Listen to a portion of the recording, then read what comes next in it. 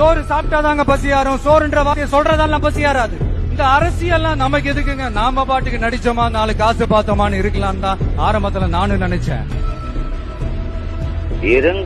ஆனா நாம மட்டும் நல்லா இருக்கணும்னு நினைக்கிறது சுயநலம் இல்லையா?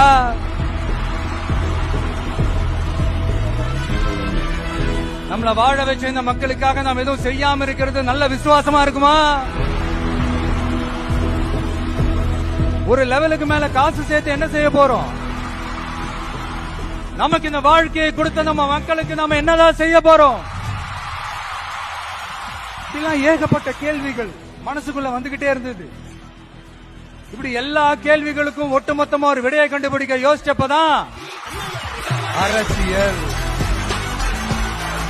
அப்படின்னு ஒரு விடை கிடைச்சு. சரி, இந்த அரசியல் எப்படிப்பட்டது? நம்மளால ஹேண்டில் பண்ண முடியுமா? இது நம்ம இயல்புக்கு செட் ஆகுமா?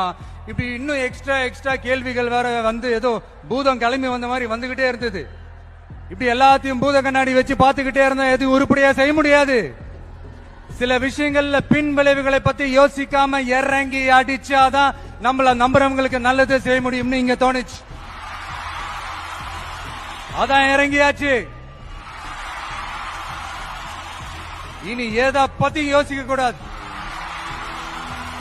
ஆனா எடுத்து வைக்கிற ஒவ்வொரு Download ShareChat.